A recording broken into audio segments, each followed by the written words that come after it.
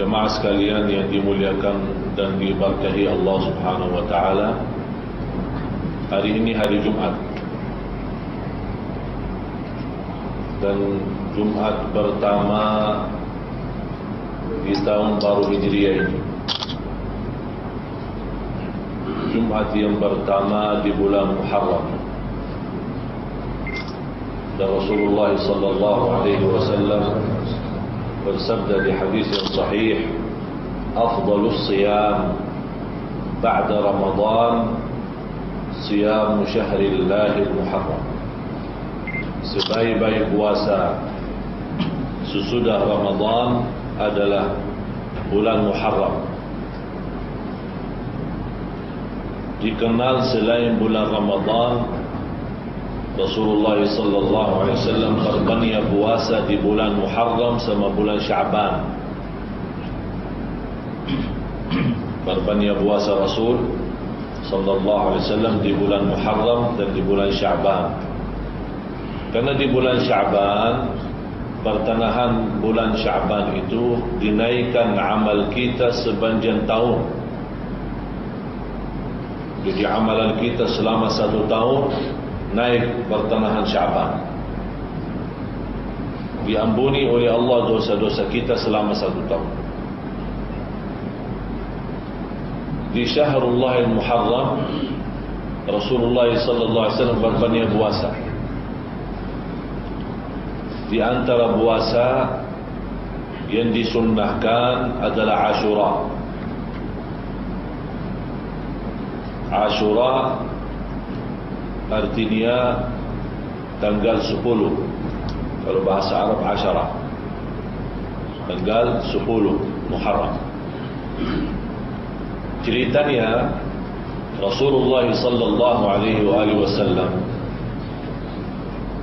waktu datang ke Madinah,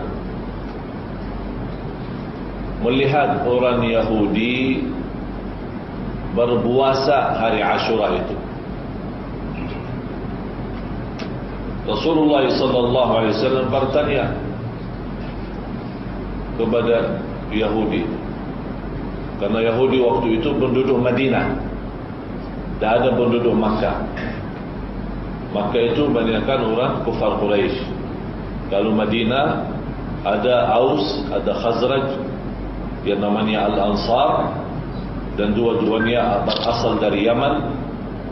Kemudian di samping mereka ada orang Yahudi.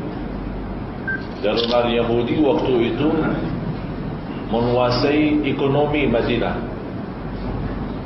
Menguasai ekonomi Madinah. Jadi semua keluarga Al-Aus, Al-Khazraj, kalau dia perlu usaha lewat orang Yahudi, pinjam orang Yahudi. Dan orang Yahudi bagi riba. Pinjam sekian, wajib kembali lebih. Pinjam 100, kembali 120. Akhirnya terpaksa Aus Khazraj ikut, karena tidak ada pilihan, karena harta dan ekonomi Madinah dimegang sama orang Yahudi. Dan juga alasan lain, karena Aus Khazraj sendiri sibuk berperang. Ini perang, ya kalau istilah kita, perang saudara antara Aus Khazraj. Terus ada, selalu ada masalah, ada saja. Dan orang Yahudi senang. Kenapa orang Yahudi senang? Selama ada perang, memerlukan alat perang. Yang menjual alat perang orang Yahudi. Dan sekarang di dunia ini yang jual alat perang orang Yahudi. Memang orang Yahudi mau seperti itu, supaya manusia tidak boleh damai. Manusia terus perang, biar habiskan nyawa, biar habiskan harta mereka, hancur negara mereka. Yang penting orang Yahudi beruntung, banyak fulus, banyak uang, banyak harta, dan semua itu dari harta kita. Tapi begitu kedatangan Nabi Muhammad sallallahu alaihi wasallam, berhasil mensatukan antara Aus dan Khazraj. Yang paling tidak senang dengan kedamaian itu adalah orang Yahudi, karena rugi besar. Kalau Aus Khazraj sudah damai, berarti tidak ada perang. Kalau tidak ada perang, berarti tidak ada alat perang yang boleh jual. orang Yahudi rugi. Itulah yang membuat orang Yahudi, walaupun dia tahu Nabi Muhammad benar, agama benar, dakwah Rasulullah SAW benar, dan dia tahu akan datang hijrah, semua dia tahu kebenaran itu. Kenapa dia tidak percaya? Karena dia merasa ada orang dari luar kota Madinah datang yang menjadi pemimpin kota Madinah, yang menguasai hukum di kota Madinah. Ini yang membuat orang Yahudi tidak senang dakwah Rasul. Malah di antara orang Yahudi yang telah berjanji, biar dakwahnya benar, biar saya tersiksa, biar saya masuk neraka, saya tidak masuk dan mengikuti agama Muhammad. Cuba lihat, padahal dia tahu benar. Itulah namanya sakit jiwa. Sudah tahu niata al-haq, sudah tahu niata al-batil, tapi dia karena hawa nafsu, keras hati, keras kepala, karena keinginan duniawi, akhirnya dia tidak ikut dakwah Nabi Muhammad SAW.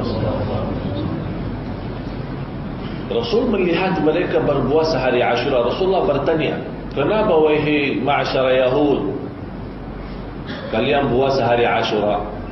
Mereka menjawab, kami puasa hari Ashura karena Allah menyelamatkan Nabi Musa.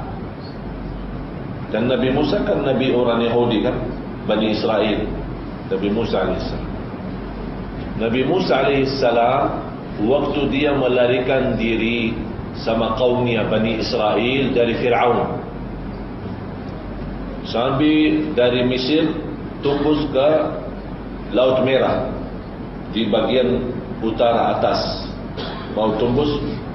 Kalau sekarang kita namanya Qanatus Suez, Qanatus Suez atau Sina yang ada di bagian Mesir.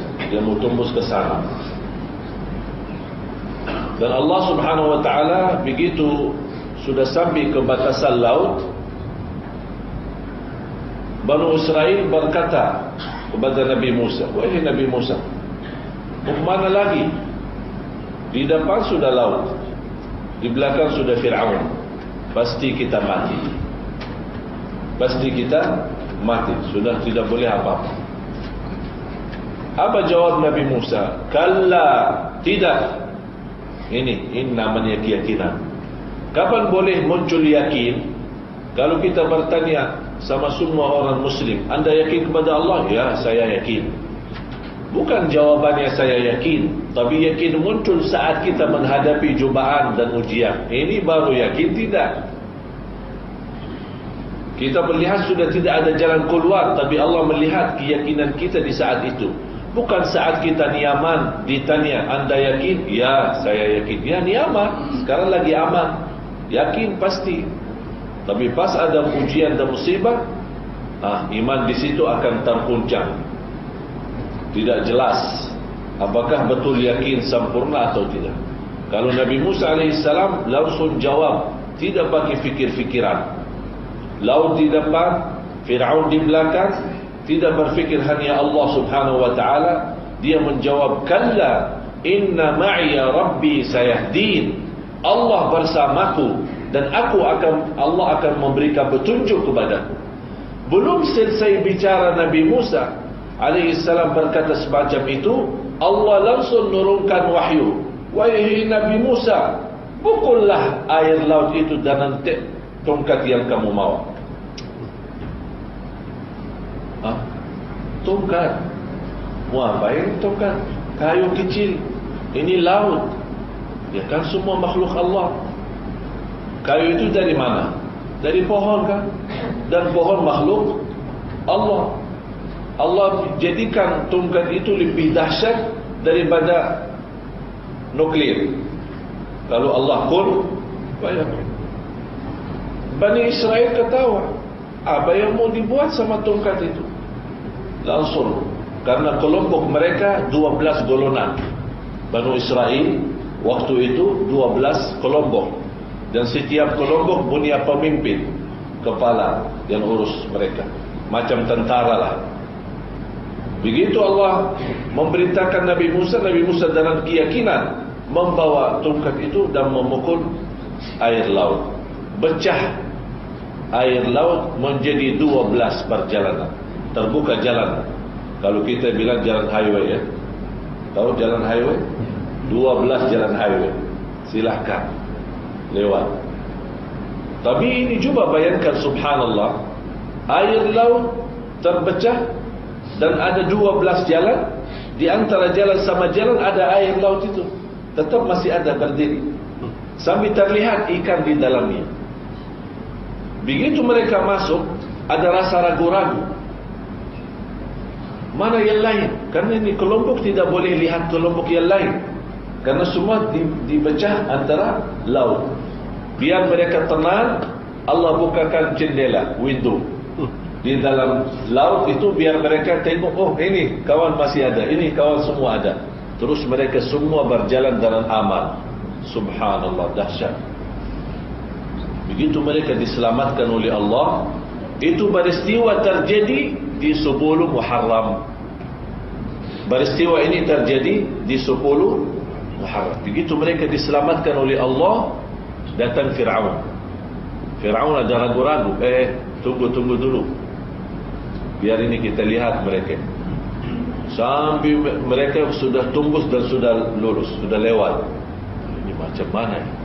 Tapi Nabi Fir'aun ini juga orang-orang cerdas, zalim tapi cerdas. Ini bahaya ini. Cuba, saya tidak boleh mula. Cuba yang lain, anak buah dulu. Anak buah dulu. Masuk. Disuruh anak buah dulu. Mereka jalan, malah basir tanah laut itu kering, seperti tidak basah sama sekali, kering. Boleh kuda jalan, aman.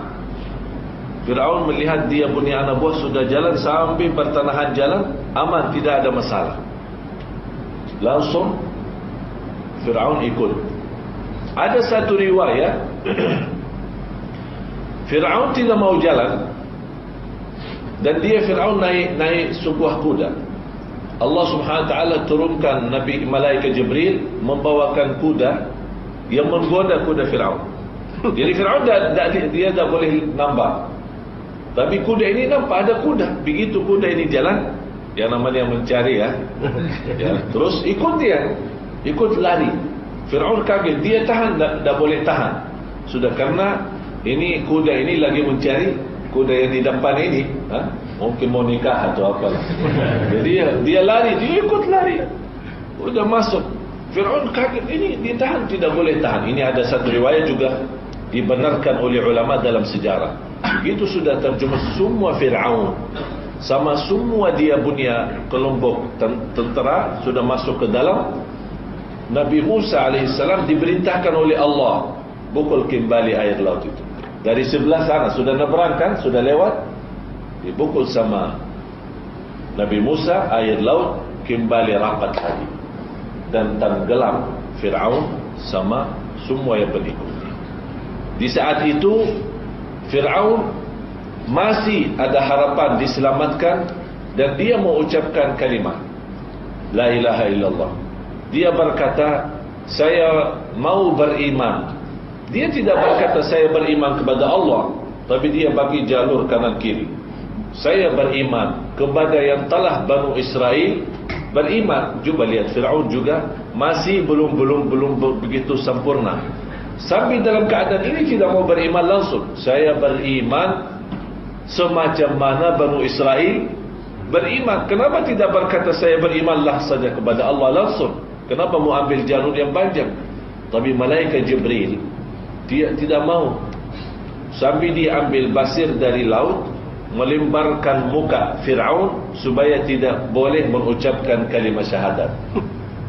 Dia cuba lihat, Malaikat Jibril khawatir kalau dia sebut kalimat syahadat, boleh jadi dapat rahmat dari Allah, Allah ampuni semua. Cuba lihat, Fir'aun saja masih ada harapan diampuni Allah, padahal dosanya besar. Faqala ana rabbukumul a'la. Dia mengakui diri sebagai Tuhan yang maha tinggi. Tapi cuba lihat, Malaikat Jibril karena tahu Allah maha kasih sayang, Allah maha ampun, tidak diberikan kesempatan Fir'aun untuk mengucapkan. Dilempar, setiap mau dia berkata, dilempar mukanya, sampai sudah tenggelam. Tapi Allah selamatkan badan Fir'aun menjadi tanda kebesaran Allah, dan badan Fir'aun itu ada di Jerman.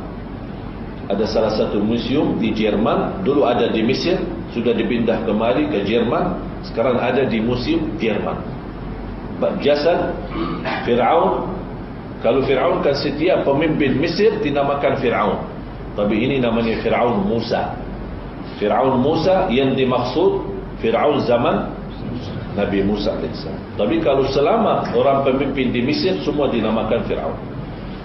Jadi Rasulullah begitu tahu orang Yahudi berpuasa 10 Muharram, hari Ashura, karena mereka mensyukuri nikmat Allah atas keselamatan Nabi Musa. Apa jawab Nabi Muhammad SAW? Nabi Muhammad menjawab, wa nahnu ahaqqu bi Musa minkum. Kami lebih utama orang Muslim mencintai Nabi Musa daripada kalian. Kami lebih wajib memuliakan Nabi Musa lebih daripada kalian. Maksudnya lebih daripada orang Yahudi. Karena kita di Islam menajarkan kita di Islam untuk beriman kepada seluruh Nabi dan Rasul, kan?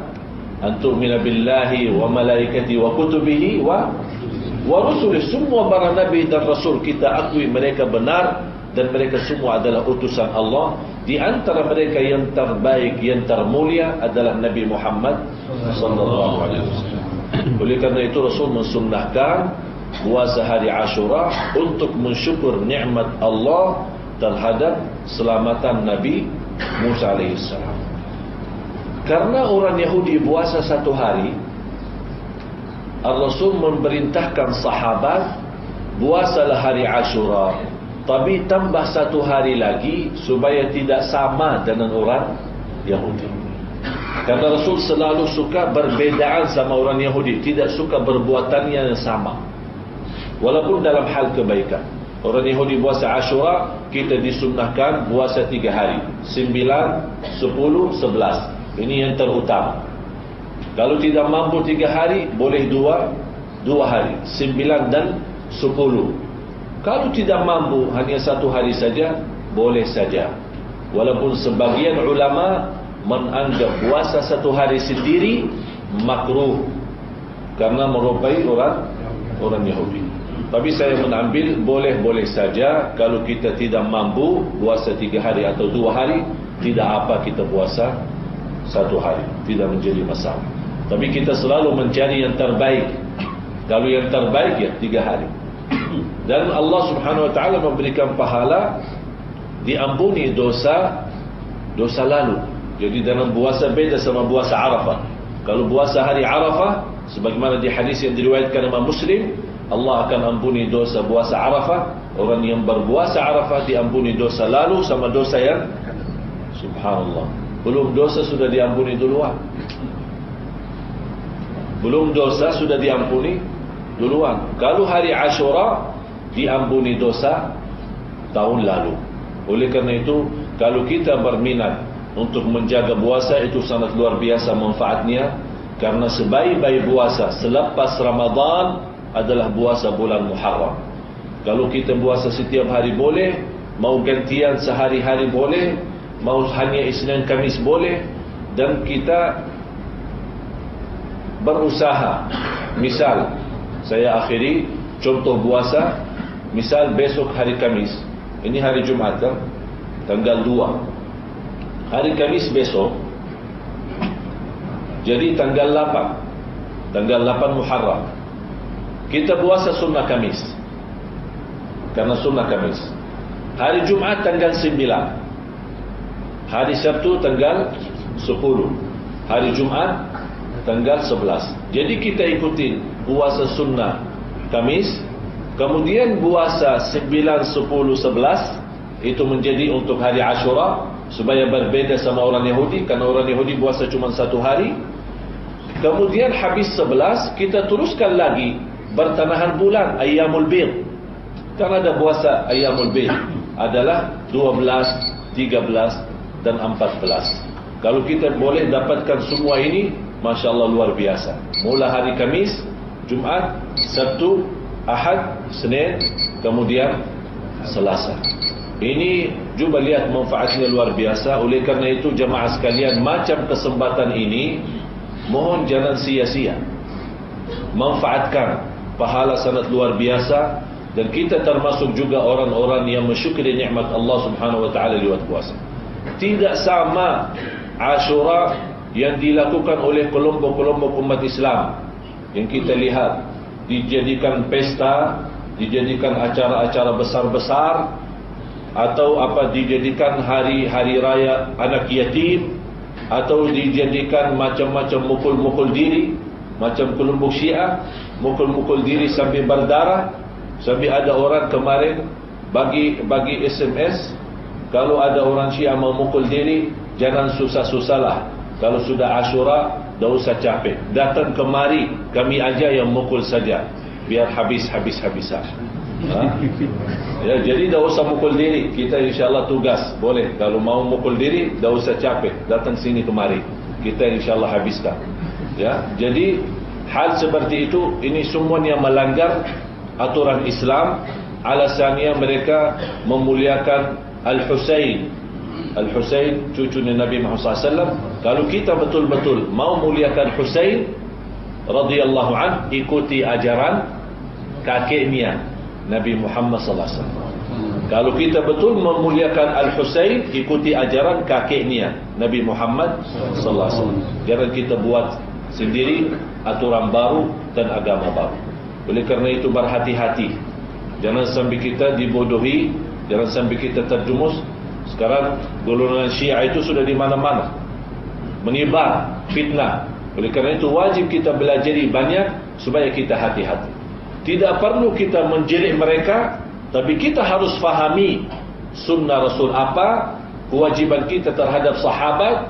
Kalau ada macam mereka datang mau merusakkan agama kita, kita sudah punya dasar ilmu Quran dan Sunnah yang menjauhkan kita dari fitnah. Dan saya selalu sampaikan, yang paling bahaya adalah fitnah agama. Yang paling bahaya fitnah agama.